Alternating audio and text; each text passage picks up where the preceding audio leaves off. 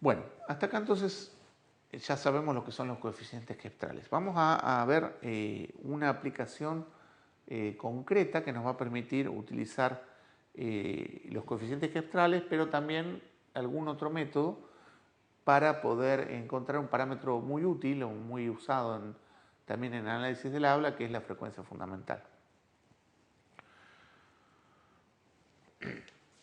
Bueno, una de las primeras aplicaciones, o una de las más difundidas del Keptrum real, fue precisamente la estimación de esta frecuencia fundamental. Recordemos que la frecuencia fundamental tiene que ver con la frecuencia de excitación en el caso de las cuerdas vocales, que se usan las cuerdas vocales o una fuente sonora, como dijimos, ¿no? Esa frecuencia de repetición de apertura y cierre de la glotis es lo que se manifiesta en lo que nosotros denominamos F0. Entonces, ¿qué nos va a interesar aquí? Básicamente, nuestro Keptrum va a producir una transformación. Recordemos que en nuestro modelo fuente-filtro tenemos nuestra señal de salida, producto, como decíamos, de una convolución entre la entrada, que en este caso podría ser, por ejemplo, los pulsos glóticos, y nuestra transferencia del tracto vocal. Cuando hacemos la conversión, los pasos de conversión para obtener el Keptrum, recuerden que lo que hacemos es convertir esa convolución en una multiplicación al hacer el espectro. Luego, cuando calculamos el logaritmo, lo que logramos es convertir esa multiplicación en una suma. Pero hasta aquí esas dos partes siguen de alguna manera, aunque tenemos una operación más sencilla, por decirlo de alguna forma, mezcladas. Una de las características precisamente que tiene la señal de voz es que la tasa de variación del espectro en función de la frecuencia para la señal de excitación es mucho más rápida que para la señal que corresponde a la respuesta en frecuencia del tracto vocal. Entonces eso lo que hace es que cuando volvemos a aplicar la transformada, hacemos la transformada inversa, nos ubica estas dos partes de la señal en lugares diferentes de lo que sería el Keptrum. O sea, va a haber una parte que va a ser de bajas coeferencias, que va a estar asociada precisamente al tracto vocal, y una parte de altas coeferencias que va a estar asociada a la excitación glótica.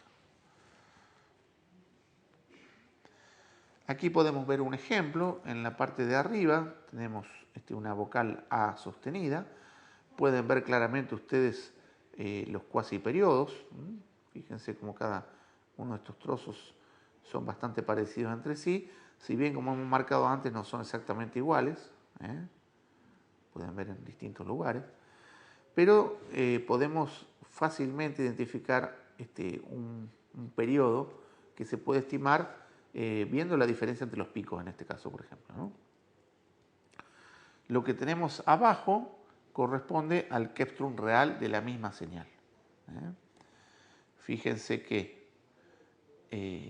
hay una primera parte que va más o menos hasta los 8 milisegundos, que corresponde a lo que decíamos la parte de baja coeferencia. Toda esta primera parte corresponde a las bajas coeferencias y esta parte de arriba corresponde a las altas coeferencias. Fíjense que aparece un pico bien marcado en 8,26 milisegundos de coeferencia, que corresponde precisamente al pico de la excitación glótica. Si nosotros pudiéramos seguir, aquí en realidad está tomada una escala más pequeña, si pudiéramos seguir la escala de coeferencias para la derecha, podríamos encontrar a los 16 y pico de milisegundos, de 16,5, una cosa así, vamos a encontrar otro pico, posiblemente un poco más pequeño. Pero lo que nos está dando la pauta de dónde cortar, qué parte corresponde al tracto vocal y qué parte corresponde a la excitación, es dónde aparece este primer pico. Toda la información entonces que queda de ese primer pico para atrás va a corresponder a información del tracto vocal. Y si aparece ese pico en particular en alguna posición, eso nos va a estar indicando que tenemos una fuente tipo cuasi periódica o sonora. Bueno, los coeficientes, en la medida que tomemos más coeficientes, nos van a permitir estimar características espectrales más gruesas o más finas, dependiendo del caso. Y en forma indirecta, encontrando la coeferencia en la cual aparece este pico y haciendo la inversa, tenemos la frecuencia F0, la frecuencia glótica, que era lo que queríamos estimar. Pueden hacer ustedes el cálculo simplemente usando una regla en la figura de arriba y ver más o menos la estimación que les da la F0 y la estimación que obtendríamos a partir de este método utilizando el primer pico que encontramos después del 0, ¿no?, en el Keptrum. Bien, esta técnica del Keptrum ha sido bastante utilizada y tiene buenos resultados, pero en forma paralela hay otra técnica que está basada en lo que sería la autocorrelación de la señal de voz. Ustedes recordarán que para calcular la autocorrelación de una función, lo que hacemos es desplazarla sobre sí misma a distintas diferencias, digamos, de tiempo, e ir calculando los productos internos. Si la señal es periódica, lo que vamos a suponer es que precisamente cuando coincida un periodo, va a haber un pico de la autocorrelación. Basado en esta propiedad de la autocorrelación, que la autocorrelación de una función periódica es a su vez periódica con el mismo periodo y que además la periodicidad es más evidente en la autocorrelación que en la señal original, es que se propone un método para encontrar entonces también F0. Que, como ustedes estarán viendo ya, consiste en encontrar el primer pico, también algo parecido a lo que vimos recién. Entonces aquí tenemos, para la misma vocal que estamos viendo hoy, calculadas las autocorrelaciones con distintos parámetros. Entonces fíjense, la ventana de arriba tenemos siempre lo que es en color rojo la función de autocorrelación que se llama sesgada y en color verde la función de autocorrelación sin sesgo. ¿Qué significa esto? La autocorrelación, al ser sobre una señal ventaneada, introduce un artefacto que equivale a multiplicar la autocorrelación por una ventana triangular. Esto hace que todos los picos que están más lejos, a medida que nos vamos alejando de lo que sería el lag 0, la posición de coincidencia perfecta, digamos, empiezan a decaer. Para evitar esto, lo que se hace es multiplicar los sucesivos valores de la autocorrelación por coeficientes cada vez más grandes que lo que permiten es quitar este sesgo que introduce el proceso de ventaneo. Entonces, pueden ver que en la gráfica de arriba,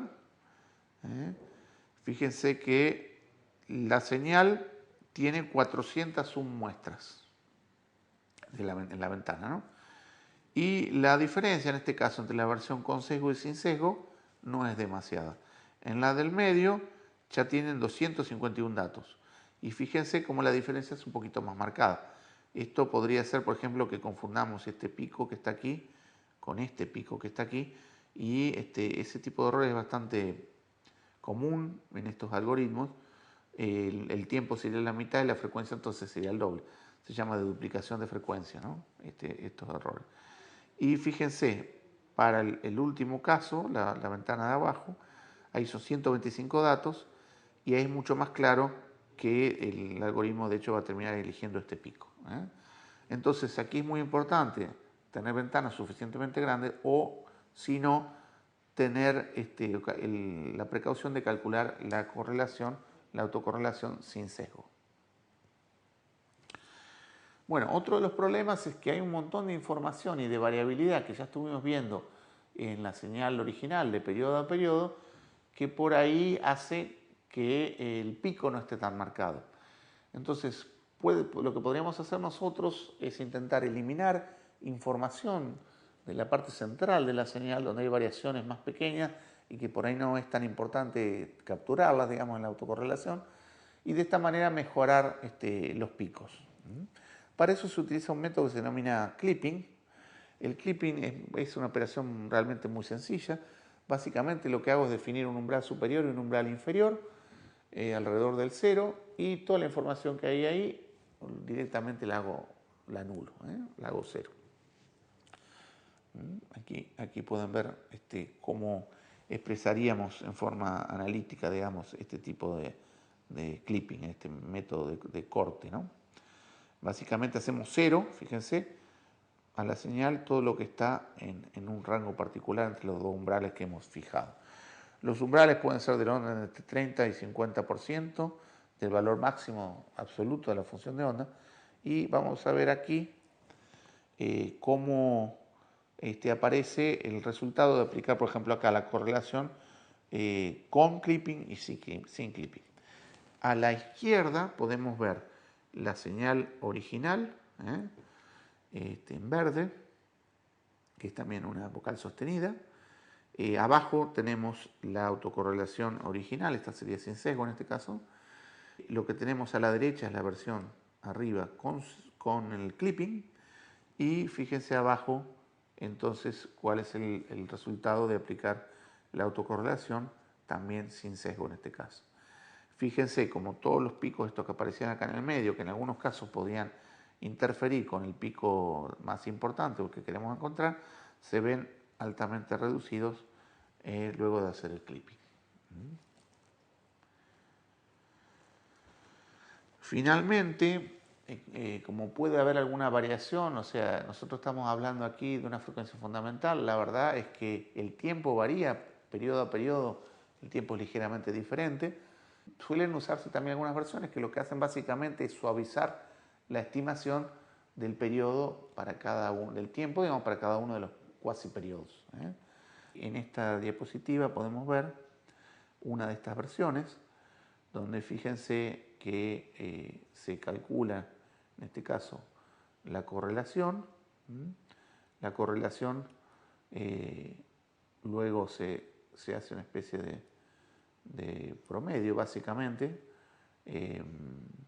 y también se divide acá por esta diferencia, lo cual hace que tengamos, como se ve en la gráfica de abajo, una función de autocorrelación mucho más suave, donde se han minimizado todavía más las variaciones o los picos que no tienen que ver con el pico de interés.